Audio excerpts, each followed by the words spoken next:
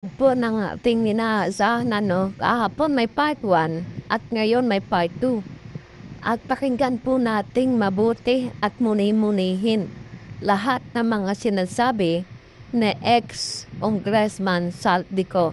Ito po panoorin natin. Sinabi pa ni Sekmina, everything is cleared with the President. Basta importante, pasok ang pondo na request ng Pangulo. The following day, sinabi ni Sekmina, approve na si Presidente BBM sa lahat na binawasan na ahensya. Masaya na ang Pangulo dahil naipasok ang gusto niyang 100 billion insertion. Wala pong perang napunta sa akin. Lahat po ng insertion napunta sa ating Pangulo at Speaker Martin Romualdez. Ako lang at ang aking mga tao, sila Paul Estrada, Mark Tiksay, at ang aking mga security ang nag-deliver papunta sa bahay nila Pangulong Bongbong Marcos at Speaker Martin Romualdez sa North Forbes Park, South Forbes Park hanggang sa Malacanang. Yung mga deliveries po ay merong record ang aking mga tao. Totoo po yung sinasabi ni Orly Gutesa na nag-deliver siya sa Forbes Park. Totoo din po ang sinasabi ni Orly Gutesa na nag-deliver siya sa Malacanang nung siya ay nasa Senado. Para mapatunayan ang mga litrato na deliveries ay ilalabas ko po together with this video.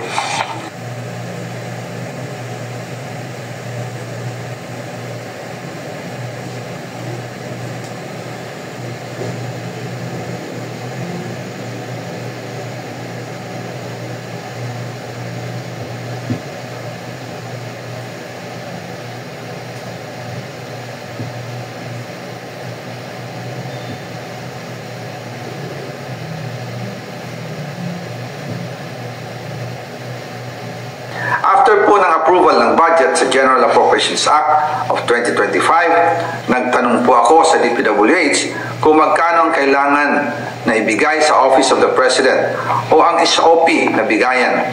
Ang sinagot sa akin ay 25%. Ang ibig sabihin nito, 25% ng 100 billion ang SOP na kailangan ibigay kay BBM mismo. In total, 25 billion ang napunta kay Pangulong Bongbong Marcos. Kaya ngayon ay hinahamon ko si Ombudsman Remulla kung seryoso talaga siya sa mga sinasabi niya sa kanyang press release na idadamay niya pati si Martin Romualdez kung magbibigay ako ng ebidensya. Patunayan niya ngayon ang pronouncement niya.